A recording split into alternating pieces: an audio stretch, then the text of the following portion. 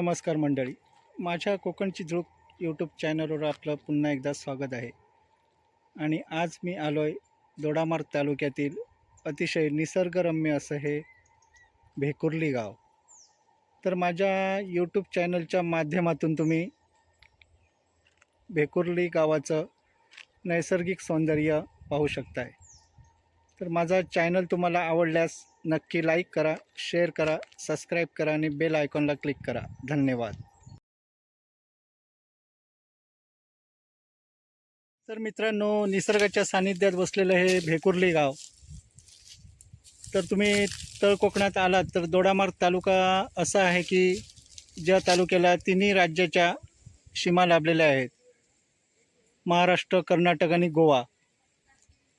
तर तुम्ही दोडामार्गमध्ये भेकुर्ली गावात आलात तर तुम्हाला इथून जो चंदगड तालुक्यामध्ये पारगड किल्ला आहे, त्या पारगड किल्ल्याचं पण इथून तुम्हाला दर्शन होतं.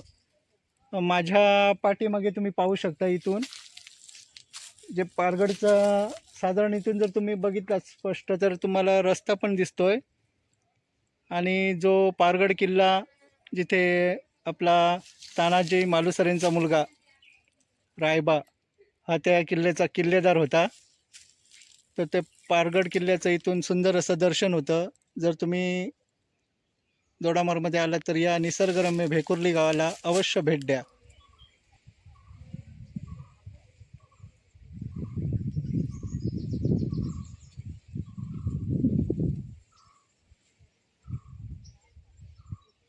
तर आजी, तुमचं भेकुर्ली गाव ह्यो अतिशय सुंदर असा, निसर्गरम्य असा. पण इथे जाऊची होची सोय म्हणजे कसा काय? ह्यो रस्तो आता झालेलो हा, पण एसटी वगैरे किती वेळा येतात दिवसातनं?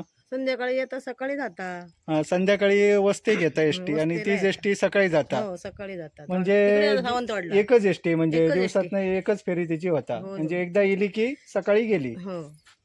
नंतर तुम्ही आता बाजारात वगैरे तुमका लागी खायचो बाजार? भेडशी भेडशीच्या बाजारात, हो. भेडशीच्या बाजारात सुद्धा एसटीनच जातात. तर एसटीन जातात. आता काय लोकांची गाडी बी आहोत ना.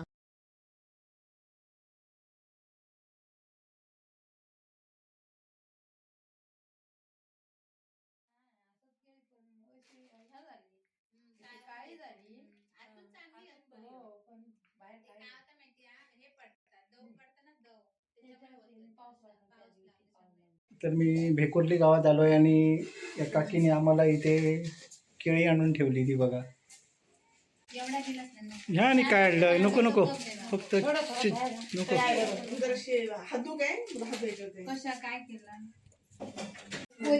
हा, असं नाही कोरी. या पेंटिंग कोणी केला घराचा? हा, झिलान गेल्या, मस्त पेंटिंग केलंय.